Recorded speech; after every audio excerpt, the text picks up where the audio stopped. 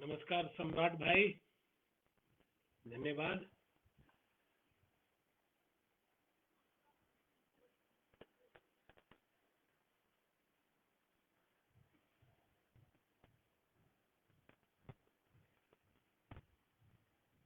चलिए शुरू करते हैं।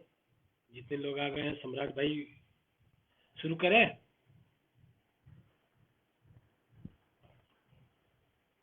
सबसे पहले जितने लोग जुड़े हैं सबको नमस्कार मेरा। मैं प्रवीण सप्पू। आज मैं द ड्रीमर के इस पेज पे लाइव आया हूँ। लाइव आने का कोई मकसद नहीं है। सम्राट भाई ने बोला कि इस पेज पे भी आना चाहिए मुझे, और नए रंगकर्मियों से, पुराने रंगकर्मियों से, रंगकर्मी भाइयों से बात करनी चाहिए मुझे। खासकर रंगमंच में एजुकेशन का कितना महत्व है, होना चाहिए या नहीं होना चाहिए, इस पे हम लोग डिस्कस करेंगे। काफ़ी लंबा नहीं खींचेंगे। लॉकडाउन का समय है अभी पटना में। मुझे आशा है कि आप सभी लोग अपने अपने घर पे सुरक्षित होंगे, स्वस्थ होंगे, सारे नियमों का पालन कर रहे होंगे। हमें पालन करना भी चाहिए, क्योंकि हमें तो कुछ नहीं मालूम है कि कोरोना आखिर किस दिशा में जा रहा, कैसे होगा, कब होगा, किसी को कुछ नहीं आइडिया है। तो जैसा सरकार हमें कह रही है, जैसे डॉक्टर हमें कह रहे हैं, उसके हिसाब से हमें चलना है और चलना भी चाहिए। मेरा मानना है कि जैसे अभी जैसे रंगमंच की स्थिति है, रंगमंच तो हो नहीं रहा है। रंगमंच हो नहीं रहा है तो बातचीत ही हो रही है हमारी और आप लोगों की, या आपस में सबकी, किसी की टेलीफोनिक बात हो रही है, कोई लाइव आकर अपनी बातों को रख रहा है। मेरा मानना है कि अभी के सिचुएशन में हम लोगों को एकदम मानसिक स्तर पर एकदम स्वस्थ रहना है। ज़्यादा कुछ हड़बड़ाना नहीं है। इस तरह से नहीं फील होना है कि जैसे कि अभी सब कुछ खत्म हो गया। फिर वापस समय आएगा कि हम लोग शुरुआत करेंगे और फिर बढ़िया रंगमंच होगा, खूब बढ़िया रंगमंच होगा। सबसे पहले मैं अपने बारे में कुछ बातें बताना चाहूँगा आप लोगों को कि मेरी जो जर्नी है रंगमंच की, रंगमंच और एजुकेशन की जर्नी मेरी पैरेलल चली है। पैरेलल इन द सेंस कहेंगे कि 90s में जब ग्रेजुएशन का समय आया तो मेरा ग्रेजुएशन, इंटरमीडिएट और प्लस रंगमंच एक साथ शुरुआत हुआ था। एजुकेशन में मैंने एमबीए किया है, master in business administration. Specialization मेरा था मार्केटिंग, सेल्स एंड मार्केटिंग। और उसके बाद मैं दिल्ली में जॉब किया। दिल्ली में जॉब करने के बाद फिर मैं वापस बिहार आया 98 में। 98 से लगातार मैं फिर वापस बिहार में रहा हूँ। 5 सालों तक मैं दिल्ली में जॉब किया। पटना में आने के बाद वापस मैं फुल फ्लेज रंगमंच में जुड़ा। 91 में मेरी शुरुआत हुई रंगमंच की, जब सुनील परेश साहब, परेश सिन्हा एक बहुत बड़े राइटर हुआ करते थे, उनके सुपुत्र हैं सुनील परेश सिन्हा। उनके टीम, रूपाक्षर टीम थी, उसके साथ मैंने अपने रंगमंच की शुरुआत की। पहली नाटक थी thank you mister glad. Thank you mister glad में मैंने एक छोटा सा चरित्र निभाया था। वहीं से मेरी शुरुआत हुई। उसके बाद मैं प्रयास से जुड़ा। प्रयास से लगातार मैंने नाटक किया। पहले बैक स्टेज में मैंने काम किया। देखिए ऐसा है कि रंगमंच में सबसे पहले है कि रंगमंच में अगर आपको आना है, या किसी को भी, किसी नए नए लोगों को आना, तो सारी विधा को जानना जरूरी होता है। ये मेरा मानना है कि सारी विधा को आप जानिए। बैक स्टेज में कैसे स्टेज क्राफ्टिंग होता है, कैसे रिहर्सल होता है, उसका प्रॉम्प्टिंग से लेकर सारी चीज़ों को जानना जरूरी होता है। तो मैं शुरुआती दौर में जब ज्वाइन किया था तो पहले करीबन 2 साल तक लगातार मैं प्रॉम्प्टिंग किया करता था। और जब नाटक होते थे तो स्टेज क्राफ्टिंग का, स्टेज जो बनाने का जो प्रक्रिया होता था उसमें शामिल रहता था। आर्ट में मैं शामिल रहता था। आर्ट कैसे होगा, लाइटिंग कैसे होती है, वो सीखता था। उसके बाद काफ़ी सारे बिहार से बाहर में कंपटीशन में जाया करता था, तो लाइटिंग किया करता था। लाइटिंग का मैंने बहुत सारा अवार्ड भी जीता है बड़े बड़े कंपटीशंस में। तो सारे विधा को जानना जरूरी होता है। तो मैंने ये सभी सभी इसमें जितने भी पहलू है सबको मैंने छुआ, सब में मैं शामिल रहा। लेकिन मेरी इच्छा तो थी अभिनय की, अभिनेता बनने की इच्छा थी शुरू से ही। तो शुरुआत मैंने वही थैंक यू मिस्टर ग्लाड से किया। उसके बाद बहुत सारे नाटक में छोटा छोटा छोटा छोटा रोल किया। एक समय आया करीबन 95-96 के आसपास, एक नाटक था बैंड मास्टर। सुनील सिन्हा जी उसके डायरेक्टर हुआ करते थे। प्रस्तुति थी प्रयास की। उसमें एक छोटा सा चरित्र मुझे मिला था ग्राहक का। मुझे याद है कि उस चरित्र को पाने के बाद मैं काफी एक्साइटेड था कि पहली बार कुछ मतलब 10 मिनट का रोल मुझे नाटक में मिला है। तो मैं पूरा ताकत मैंने लगाया, जैसे डायरेक्टर बोलते थे, जैसे सुनील सिन्हा जी बोलते थे, जैसे रवि मिश्रा भैया सिखाते थे। उसमें मेन चरित्र बैंड मास्टर का रवि मिश्रा भैया कर रहे थे। रवि मिश्रा भैया जैसे जैसे सिखाते थे वैसे वैसे मैं करता चला गया। उस चरित्र को पहले भी बहुत सारे लोगों ने किया था, 3-4 लोगों ने किया था। उसके बाद मुझे ये मिला था, एक ऐसा शो आया था जिसमें कि वो 3-4 में से कोई नहीं थे, तो उसके बाद मुझे मिला था। तो उसके बाद मैं जब उसका रिहर्सल कर रहा था, तो उसी समय सुनील सिन्हा और रवि मिश्रा भैया ने बोला कि ये चरित्र तुम पे फबरा, तुम अच्छा करोगे, मेहनत करो। मैंने खूब मेहनत की। उसका पहला शो जब कालिदास रंगालय में हुआ, तो मुझे मतलब कि आज भी बड़ी गर्व होता है, बहुत गर्व होता है कि उतनी मतलब कि प्रशंसा मुझे कभी नहीं मिले। आज भी मैं ढूंढता हूँ उस प्रशंसा को, आज भी मैं ढूंढता हूँ कि वो ताली और वो लोगों से मिलना, गले मिलना, और लोग जितना तारीफ कर रहे थे, मुझे लग रहा था कि कुछ ज्यादा ही हो रहा है। लेकिन सही में वो नाटक मेरे मतलब कि अभिनय के दिशा को बदल दिया। मुझे याद है कि जब भी वो नाटक होता था, तो मेरी एंट्री होती थी। मेरी एंट्री जब होती थी तो एक वर्ड था जिस पर कि उसी समय दर्शकों को पता नहीं फीलिंग आ जाती थी क्या। भोजपुरी और हिंदी का जो पटनहिया भोजपुरी होता है उसका मिक्सचर था। वो डायलॉग था कि एक पैर मेरा अंदर जाता है, स्टेज के अंदर जाता है, लाठी पहले लाठी जाती है, उसके बाद मेरा पैर जाता है, और चेहरा अंदर घुसा के एक वर्ड बोलते हैं, ढूकी। बस ये ढूंढी बोलना, और दर्शकों में हंसी। बहुत सीरियस प्ले है, बहुत सीरियस नाटक था। और उसमें एक मेरा जो हास्य चरित्र जो घुसा था, मुझे लगता है कि उस कारण से लोगों को काफी मजा आता था, काफी मजा आया होगा। और उसके बाद मैंने कभी पीछे मुड़कर नहीं देखा अभिनय में। उसके बाद काफी नाटकों में मुझे मुख्य अभिनेता का पात्र मिला, मैंने निभाया। बहुत सारी संस्थाओं से मैंने काम किया। उसके बाद 2009 तक मैं लगातार काम कर रहा था। 2009 में थोड़ा सा फिर चेंजिंग आया। 2009 में एक नाटक, जब हर एक साल 24 अगस्त को प्रयास संस्था एक नाट्य महोत्सव करती। नाट्य महोत्सव क्या, नूर फातिमा जी की याद में जयंती करती है। नूर फातिमा जयंती के दिन एक नाटक करना था, जो कि नाटक उस समय फाइनल नहीं हुआ था। ये फरवरी मार्च का समय था।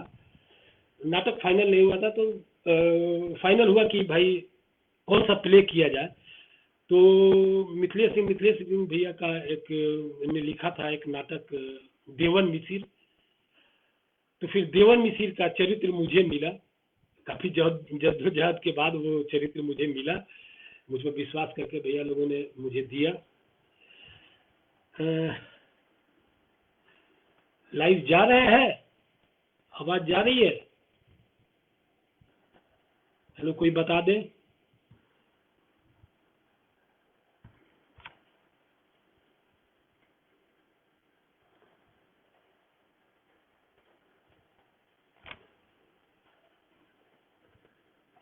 सॉरी। मुझे लगा कि लाइव हम नहीं जा पा रहे हैं, चलिए जा रहे हैं।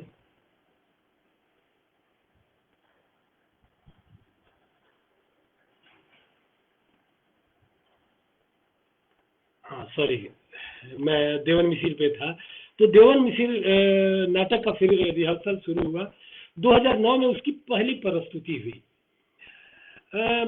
पहली प्रस्तुति जब हुई तो काफ़ी लोगों ने पसंद किया, पटना में जब हुआ तो काफ़ी पसंद किया, और इतना पसंद किया कि 2013-14 तक लगातार मैं उस प्ले को करता रहा। करीबन 25 के आसपास, 24-25 शोज उसके हुए, और उसके बाद तो लोग मुझे देवन मिसिर के नाम से ही पुकारने लगे।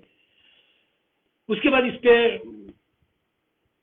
गया में भी और जगह जगह मगध के कई क्षेत्रों में ये नाटक हुआ। उसके बाद फाइनल हुआ कि इस पे फिल्म बने, तो फिल्म में भी मुझे देवन मिसिर का किरदार निभाने का मौका मिला, और मैंने उस किरदार को निभाया, और सिनेमा के रूम पहले पर्दे पर मैं आया, और आज की डेट में देवन मिसिर के नाम से मैं जाना जाता हूँ। आज की डेट में 2-3 और फिल्मों में मैंने काम किया है, करीबन कंप्लीट है, लेकिन लॉकडाउन की वजह से रिलीज नहीं हो पा रहा है। लेकिन लॉकडाउन खत्म होगा और कोरोना का जब कहर खत्म होगा, थोड़ा बहुत खत्म होगा, तो उस समय मुझे आशा है कि रिलीज होगी बाकी फिल्में। तो ये मेरी जर्नी छोटी मोटी जो हल्का फुल्का आपको बताया, इसके पहले भी मैंने अपनी जर्नी बताई थी एक बार लाइव आकर गया साइट पे। यही मेरी जर्नी है रंगमंच में। मुझे लगता है कि सबको, जो भी आते हैं, जो भी लोग आ रहे हैं रंगमंच में, अभी का समय जो है, अभी का समय अवसाद का समय है एकदम। अभी सबके अंदर, अभी जो जैसे कहा जाता है कि खाली दिमाग शैतान का घर होता है, अभी वही स्थिति अभी लोगों की चल रही है। सबके दिमाग में कुछ न कुछ, कुछ न कुछ अच्छी बातें नहीं आ पा रही हैं, चाहे कारण जो हो, घर में बैठे या जो क्रिएटिव लोग हैं उनको क्रिएटिविटी करने के का मौका नहीं मिल रहा है, इस कारण से भी होता है। तो अभी हम लोगों को ज्यादा ध्यान अपने आप पर देना है, अपने आसपास के कलाकारों पर ध्यान देना है कि अवसाद में ना आए। ये एक बुरा वक्त है, एक बुरा समय है, जो कि जिसमें कि हमारा और आपका किसी का भी हाथ नहीं है। ये समय भी आते समय गुजर जाएगा, आने के बाद गुजर जाएगा, और हमें बस इंतजार करना है, अवसाद में नहीं आना। अभी के समय में मैं देख रहा हूँ काफी लोग में आपस में तू मैं ये वो, मतलब ये सब खाली दिमाग के कारण हो रहा है। सामंजस्य बनाए रखना है हम लोगों को एक दूसरे के साथ, एक दूसरे पे विश्वास रखना है। अभी का समय कोरोना काल खत्म हो जाएगा, फिर हम लोग आपस में वैसे ही रहेंगे, वैसा ही समय आएगा, फिर एक दूसरे के साथ हम लोग काम करेंगे। तो समय के हिसाब से ये जो परिस्थिति बनी है उसमें ज्यादा पैनिक नहीं होना है, एक दूसरे से संबंध बनाए रखना है, खराब नहीं करना है। सब अपने लोग हैं, आपस में सब कोई सामंजस्य बना के रखेंगे तो आने वाले समय में सुनहरा पल हम लोगों का इंतजार करना है। तो अवसाद बनाकर नहीं रखना है। हाँ, आपकी जर्नी है, जर्नी तो बता दिए भैया। एक एक्टर के अंदर कौन कौन सी क्वालिटीज होनी चाहिए, सम्राट भाई ने पूछा क्वालिटीज। देखिए क्वालिटीज का तो बहुत सारी क्वालिटीज में बात अगर की जाए तो मेरा मुख्य मानना है कि सबसे पहले तो एजुकेशन निहायत ही जरूरी है। मुझे लगता है कि पढ़ना लिखना निहायत ही जरूरी है। अगर पढ़ते लिखते में, अगर पढ़े लिखे लोग जब बात करते हैं और अनपढ़ जो बात करते हैं, मैंने अनपढ़ के खिलाफ नहीं बात कर रहा हूँ, फर्क हो जाता है, सोच में बदलाव आ जाता है। तो पढ़ाई लिखाई तो सबसे ज्यादा जरूरी है कि आज के डेट में अगर रंगमंच में आना है तो अपने नॉर्मल जो एजुकेशन है, कम से कम ग्रेजुएट तक तो पढ़ाई होनी ही चाहिए, पढ़नी ही चाहिए। उससे क्या फायदा होगा कि किताबें, नाटकों को पढ़ने की इच्छा शक्ति बनी रहेगी, रुचि बनी रहेगी, और रुचि बनाने के लिए पढ़ाई लिखाई होना ही चाहिए। अगर आपके आदतों में शुमार, पढ़ने लिखने का आदतों में आपके शुमार रहेगा, तो आप नाटक जब करेंगे, पढ़े लिखे रहेंगे, बहुत सारे चरित्र किताबों से निकल कर आते हैं, बहुत सारे चरित्र आपको सड़क पर चलते हुए में नजर आ जाते हैं। तो अभिनय करते समय या कोई क्रिएटिविटी करते समय दिमाग जब चारों तरफ जब पढ़ लिख कर दिमाग जब तैयार होता है तो उसमें बहुत सारी ऐसी चीजें आती हैं जो कि आपने पहले के दिनों में आपने पढ़ा लिखा है, पढ़ा हुआ है उसको या समझा हुआ है। तो सबसे पहले मेरा मानना है कि एजुकेशन रंगमंच के लिए आज की डेट में निहायत ही जरूरी है। एजुकेशन अगर रहेगा, पढ़ाई लिखाई रहेगा, तो जैसे अभी अवसाद का समय है, अभी आज के समय में कुछ नहीं है, तो अभी के समय में अगर पढ़ने लिखने की आपकी आदत होगी तो किताबें किसी भी तरह की किताब उठाकर आप पढ़ सकते हैं, पढ़ के समय को काट सकते हैं और उसमें से क्रिएटिविटी निकाल सकते हैं। आने वाले समय में जब ये कोरोना काल खत्म होगा तो उस समय इसका इस्तेमाल आप कर सकते हैं। तो पढ़ाई लिखाई एजुकेशन आज के डेट में मुझे लगता है कि रंगमंच में थोड़ी सी कमी आई है। पढ़े लिखे लोगों का आना थोड़ा सा कम हुआ है मेरी नज़र में, हो सकता है कि मैं गलत हूँ, लेकिन परसेंटेज पढ़ने लिखने वाले लोगों की काफी कमी आई है इन दिनों रंगमंच में। तो मैं चाहता हूँ, मेरा मानना है कि आए रंगमंच में, जब आए आप अगर गौर कीजिएगा कि अगर मैं बात करूं कि सक्सेसफुल लोगों की, अगर मैं बात करूं जो सक्सेसफुल रंगमंच में या किसी भी फील्ड में जो सक्सेस हुए हैं, आप ध्यान दीजिएगा कि वो काफी पढ़ने लिखने वाले लोग हैं, काफी पढ़ने लिखने वाले लोग हैं। जो पढ़ने लिखने वाले लोग हैं वही रंगमंच में या सिनेमा में या कहीं भी ज्यादा सक्सेस हो रहा है। टाइम फ्रेम में आकर कुछ देर के लिए अगर आकर कोई ऐसा चरित्र हो या कोई ऐसा इस तरह का कोई क्रिएटिविटी हो जो कि एक बार हो गया तो उसके बाद फिर आने वाला समय में वो खत्म हो जाता है। लेकिन पढ़ने लिखने वाले लोगों को देखा है मैंने कि रेगुलर बेसिस पे वो आगे बढ़ते ही रहते हैं। तो मेरा मानना है कि एजुकेशन मस्ट है। उसके बाद जब आप अभिनय करते हैं तो सबसे पहले उस जो आपको स्क्रिप्ट मिलता है तो उस स्क्रिप्ट को आपको समझना होगा। उसके बाद आपको अपने चरित्र को निभाने के लिए चरित्र को समझना निहायत ही जरूरी है। जो आपके डायरेक्टर समझाते हैं, जो आपके को एक्टर समझाते हैं, उनके समझने के बाद जो आपके अपना जो अंदरूनी आत्मा जो कहती है, क्योंकि अभिनेता अंदर से होता है, अभिनय अंदर से निकलती है। तो एक चरित्र जो आपको अभिनय करने के लिए जो स्क्रिप्ट दिया हुआ है, उस चरित्र को भी आप अपने अंदर से निकालिए। अंदर से निकलता कैसे है? ऑब्जर्वेशन से। अब कोई ऐसा चरित्र है जो कि रोड पर चलता हुआ आपको याद आ जाएगा, जब आप स्क्रिप्ट को पढ़िएगा कोई रोड पर चलता हुआ याद आ जाएगा। कोई किताब में, किसी फिल्म में या किसी भी तरह का कोई आसपास में या आपके परिवार में नजर आ जाएगा। उस चरित्र का कुछ हिस्सा आपको इस्तेमाल कर देना है, उसमें आप चरित्र को निभा जाइएगा बढ़िया से। तो एक अभिनेता को, एक रंगकर्मी को, एक एक्टर को सबसे पहला है कि अपने आप को तैयार करना होगा। और तैयार करने में बहुत सारी चीजें आती है। एजुकेशन आता है आपका चरित्र को निभाने के लिए, चरित्र को समझना होगा, डायरेक्टर के बातों को समझना होगा, उनके बातों के हिसाब से वो जो चाहते हैं उनको लेकर चलना होगा। तो ये सब निहायत ही जरूरी है। मैं छोटा सा समय लेकर ही आया था आप लोगों के बीच में। मैं चाहूंगा कि सम्राट जी अगर और कोई प्रश्न किन्हीं का हो, किन्हीं भाई का हो तो पूछें।